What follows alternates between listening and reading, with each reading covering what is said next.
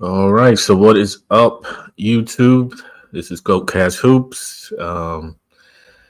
Here with another ready for the reaction. It's been a little while. Once again, I'm out of the state of my state. I'm here in Atlanta for the weekend. My son has an AAU tournament, so I'm here sitting in gyms all day. Got out 10 o'clock. Uh, Caught the last end of the Celtics and Pacers game where Pacers man, that was a gut punch. I mean, the Pacers fought hard, and it seemed like they were going to once again get their home court or keep their home court, but Boston did execute at the end. Some big time stuff from Al Horford. Of course, Drew Holiday stepped up at the end.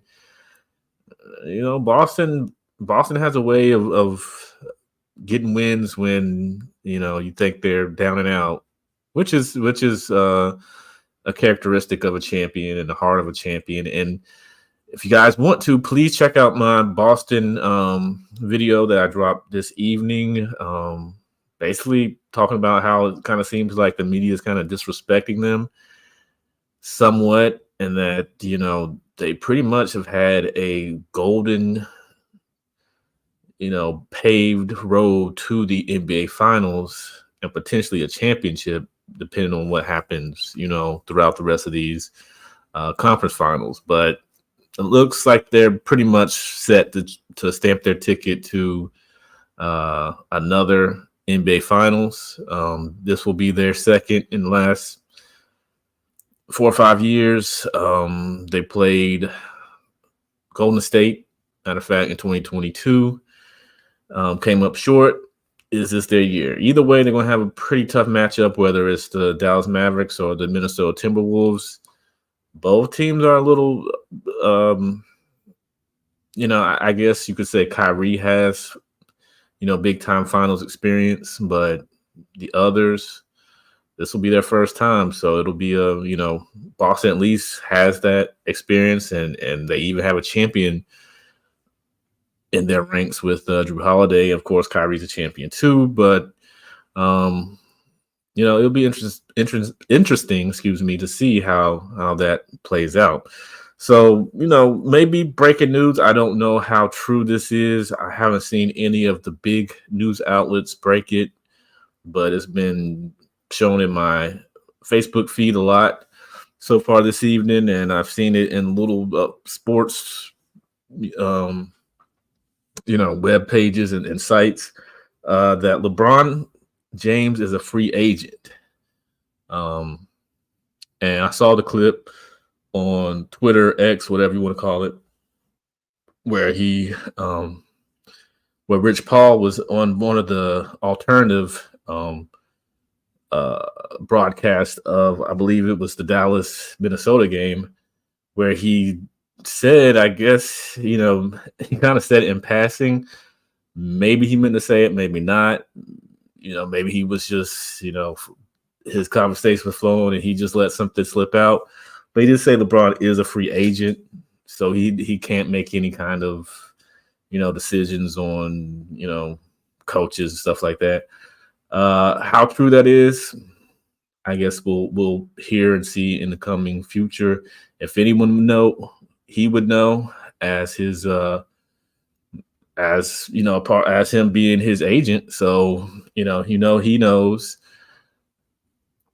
So yeah, so what does that mean for LeBron? Now, if this is true, and forgot to put up the little, if this is true and he is truly a free agent going into the 2024-2025 season. Sorry guys about the camera. I didn't bring my camera with me here to the hotel, so having to use the built-in camera. So yeah, I'm rough either way. So but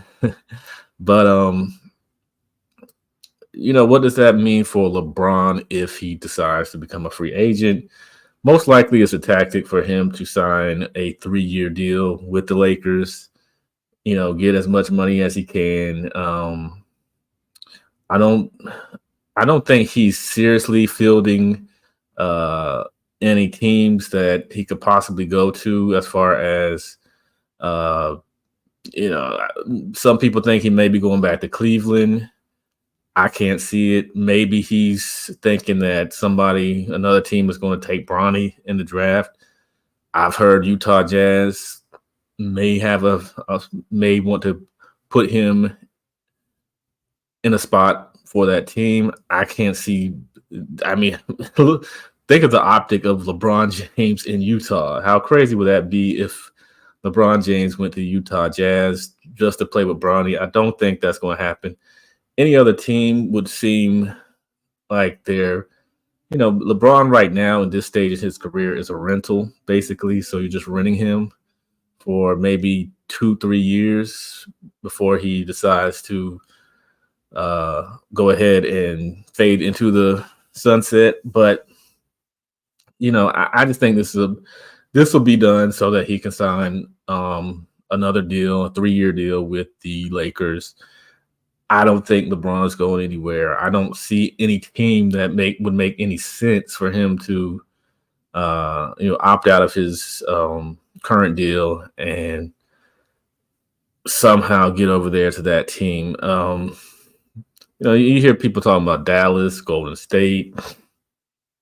I think I've read somebody talk about Phoenix.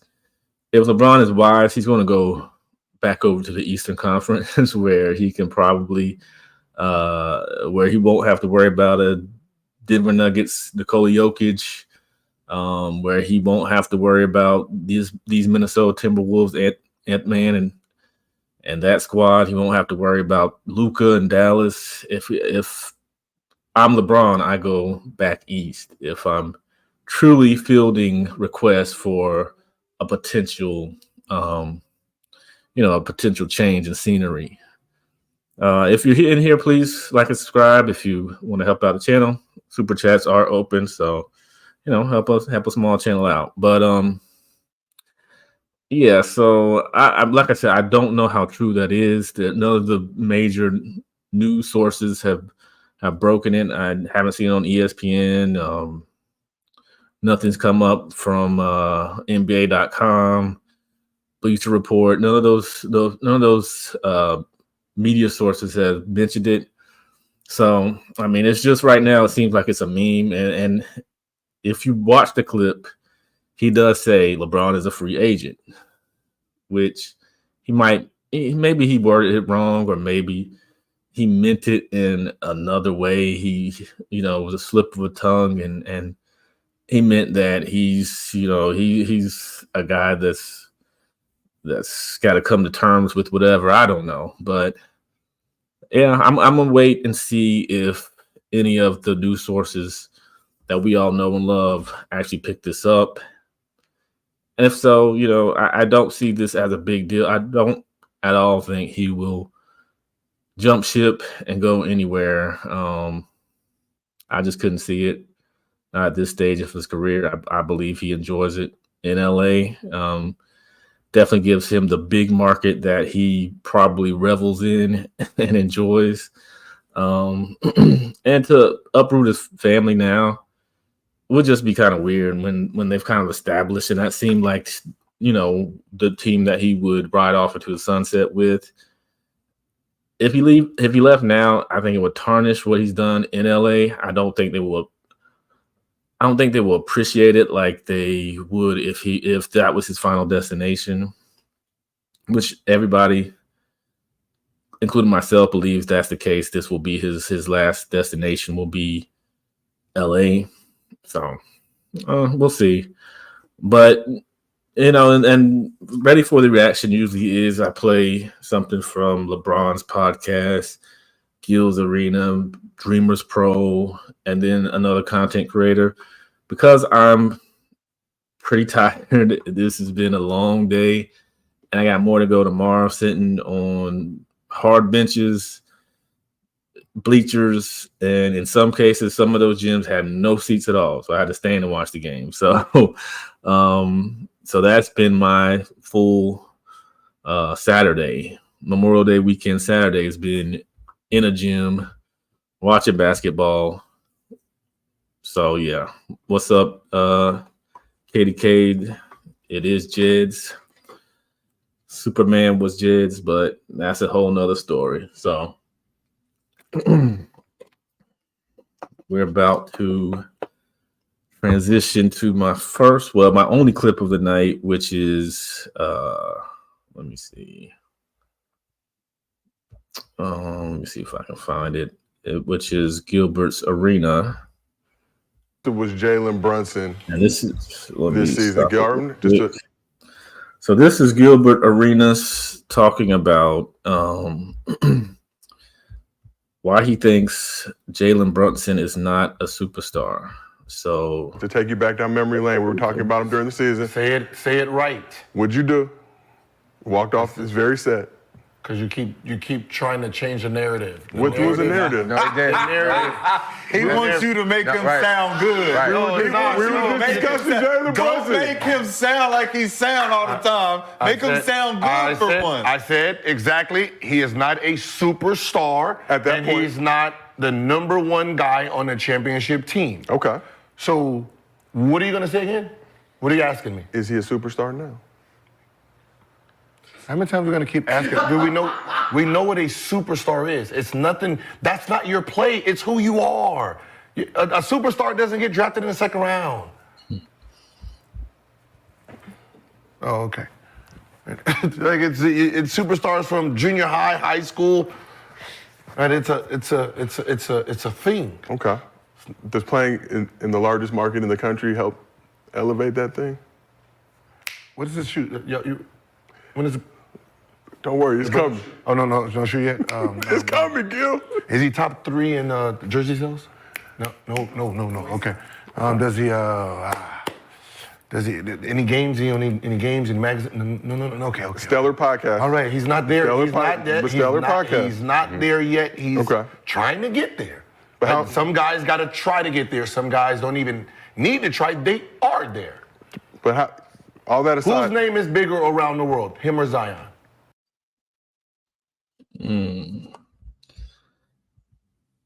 Interesting. I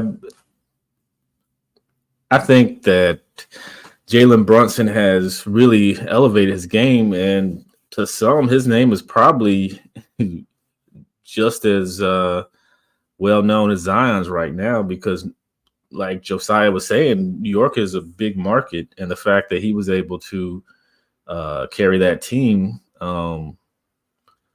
to the second round, they were very hyped going into the playoffs. A lot of people believed they had a chance to go far, and they probably would have if they hadn't got as many injuries as they piled up. As far as Julius Randle was out, OG went down, Bogdanovich went down, Josh Hart was hurt, Mitchell Robinson, was out. And then Brunson, of course, broke his wrist the last game. What was it, 6, 7? Yeah, game 7. So, I mean, Gil's weird because he feels, I think a lot of it is geared towards himself and what he was able to accomplish and what he's done. And that's where he kind of, I think that's where he gets his motivation and his opinion as far as different things he says and different feelings he has towards the game, towards players. Jalen Brunson, I wouldn't say is a superstar, but he said the same thing I believe he said that about Giannis, and I'm pretty sure he said the same thing about Nikola Jokic. I did a video about that, on how I gave reasons why certain media members probably don't think Nikola Jokic is a superstar. It's not that I didn't think that, and a lot of people took it as me giving reasons why I didn't think he was, but I think Nikola Jokic is definitely a superstar and is growing. Giannis, of course, is a superstar. I mean, that's silly to think he's not. Maybe he's just not as marketable as certain American players, and I maybe because I'm not into the sneaker stuff or the shoes like other people. I don't care if he doesn't have a shoe deal. If I know who he is, if he's a guy that's carrying a basketball team, carrying a good basketball team, he's a superstar. Like, is Gilbert Arenas a superstar? I mean, he had all those things, and people kind of. I mean, yes, his career was kind of short due to injuries, but people probably know him more from his podcast now, and it's a very good podcast, very good show. I watch it daily, but most people know him from that than maybe remembering his basketball highlights. That's how I feel. I remember Gil when he played, but that was many years ago, and he was exciting to watch, but he wasn't. I mean, I don't know. I mean, Gil was good. I mean, he could score. He wasn't going to pass much. Definitely, he wasn't much of a passer. He wasn't no point guard in the vein of a Halliburton, the Magic Johnson, none of those guys. He was very much ball dominant and was going to try to light you up. But I don't agree with Gil's assessment. I think, we have a second rounder who's a superstar. Definitely Nikola Jokic. You got Manu Ginobili. I don't know. I mean, maybe because I watch basketball, but I feel like people know who Ginobili is. But when they watch Inside the NBA and King Smith yells Ginobili, they know what he means. They know who they're talking about. So, I don't get that. Shoe deal, and I don't know. He was saying something about magazine. Because then he contradicted himself and said that Steph grew into being a superstar. He says you come in as a superstar, or you're a superstar from the time you come into the NBA, even before then. That's where your superstardom begins, is I guess when you're in high school, college, if you go to college and, beyond. But, Steph, it took a little while. Like, nobody was talking about Steph early days of the Warriors. In fact, people were upset when they traded Monte Ellis for Andrew Bogut. They were wanting Steph gone, and I guess through Mark Jackson and through that organization and Bob Myers and them building that team up, Steph became definitely a superstar. He's a huge superstar now, but it took time, and he didn't come in, as a superstar. He had a good NCAA March Madness run, which helped. Helped get his name out. He was a different style of player that we hadn't seen, and he definitely changed the game. Is that Jalen Brunson? I don't know, but he's doing great things for small guys. He's showing that little guys can get the job done too. He's not scared. He's attack mode every single play. That guy's tough. So. I don't know why Gil feels the need to, put his criteria on or stamp his criteria unfairly on guys that are probably on the rise. So, maybe Brunson's not a superstar right this second, but I think even though it ended poorly for the Knicks, I think that he's definitely a name that people are starting to pass around and talking, water cooler talk at work, just in passing. Anybody that's watching the NBA is probably enjoying, or definitely enjoying, what Jalen Brunson is doing, and he's put the Knicks back on the map. It wasn't Julius Randle. It was more so Jalen Brunson and just his style, just his toughness, just him, going all out for that team and getting them to the conference semis. And, really, they got all the way up to, what were they? They were the number 2 seed. So, that's huge for the Knicks. So, and I don't think it's fool's gold. I don't think this is a situation where, just luck kind of hit them, and then this is just a one-time deal. Next year they'll kind of fall back down and come back to earth. I don't think that's the case with these Knicks, because they all buy in, they believe in it. There's 3 guys, DiVincenzo, I know I probably butchered his name, Jalen Brunson, Josh Hart. Those guys have played together before.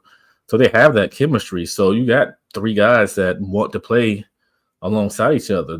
Maybe the one odd man out might be Julius Randle for those Knicks team, but you might be able to get something for him. He had a great season until he hurt his shoulder. So you could possibly, get something out of that. But you got OG for your defense. You got a tough team, with a team that's going to give you everything they got until they don't have any more, and that's all you could ask for, especially out east. So, I think the Knicks are here to stay, and I think a big part of that is Jalen Brunson, who, if he follows, the guy was in the MVP race. That means something. So as long as he continues to rise there in the East, I think, that superstar label is going to consistently creep up and be a part of his name at some point. Maybe he's not going to have the greatest, jersey sales, but that aside, I think he's creeping into the superstar label that he rightfully so should at some point get.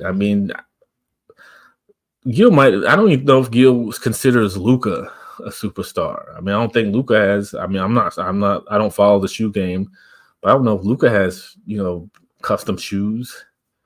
So but he is definitely a superstar, I would say. So, Gil has his, he has his ways of trying to belittle players, which I don't understand, but that's him. But anyways, I gotta get some rest. It is 1:40 a.m. here in Atlanta, and we got another day full of AAU basketball. I could do a whole live stream on AAU basketball because we are in some, you gotta love it. You gotta love AAU basketball for what it is. But man, that's not always the basketball that I enjoy seeing. My son knows how to play team basketball. He does it. He's probably one of the most unselfish players on his team. Not knocking his team at all. I think he played 4 games today. They were 3-1. So they did their part. It's just some little things that and it's not just their team, it's all teams. I just see a lot of isolation, a lot of, the dribble and then try to make something happen. And if that doesn't happen, hope your teammates can rebound, rinse, repeat, which is just it's just not good fundamental basketball. But either way, let me get some rest from that. So also, like I said, please check out my newest video on the Celtics. I'm letting you know that, all signs are pointing to a Boston Celtics 2024 Larry O'Brien trophy this year, because Halliburton goes down. How can Boston not be favored to get the job done? And I think this Minnesota-Dallas series is going to it's going to have some length to it. Even though right now Dallas looks to be the favorite, they're 2-0. Minnesota's a good home team, and they're a team that can win off there, on the road, as we saw with Denver.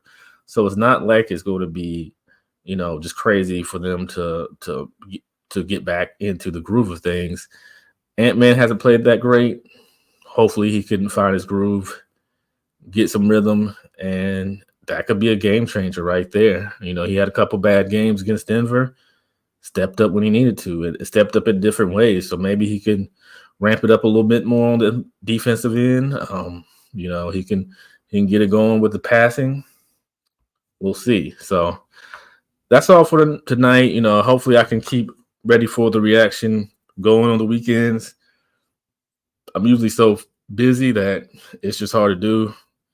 I just happened to have some time tonight and thought I would jump on and talk about these few topics. So hope you guys enjoyed, and check out the videos. I'll have some new stuff. Got some content coming out with Wemby, some other players. So check it out, and I appreciate you guys. Out.